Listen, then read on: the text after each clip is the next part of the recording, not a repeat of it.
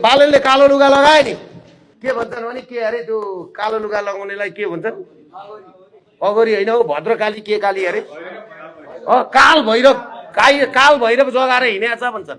भोलि हाम्रो प्रधानमन्त्री अब भन्नु हुँदैन उहाँ त्यसरी हिँड्नु भएको छ भने शिवजी आउनु भएको छ भनेर ढोक्न हिँड्छन् मान्छे हिँड्छन् है। हरिद्वारमा नि एउटा गाम्चा लगाएर नुहाउन पसेको फुट त निस्किँदा गाम्चा गएछ सबैले शिवजी भनेर नमस्ते गर्नु थालेछन् अगाडिकाले नि। यो हरिद्वारको कुरो है गाम्चा गइगयो ओहो शिवजी भनेर लिङ्गमा पूजा गरेको थिए अरे। अब आयो के थाहा छ अघि हाम्रो माधवजीले भन्नुहुन्थ्यो एआई र के को जमाना रोबोट एल्गोरिदम होइन कहिलेसम्म ढाट्ने यसरी।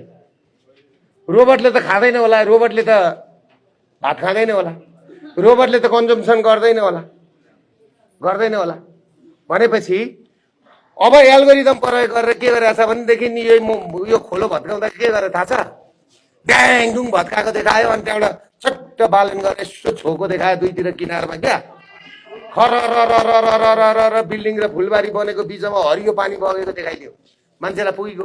वीरगञ्जमा त्यस्तै देखाइदियो। मेरो एकजना भाइ छ क्या पत्रकार दाइ यिनीहरूले यस्तो गर्छन् बनाउँछन् हौ भन्छ। बजेट भाषण गर्नुभन्दा अगाडि पनि होइन दाइ आज त यस्तो बजेट आउँदैछ यति राम्रो बजेट आउँदैछ भनेर भन्थ्यो।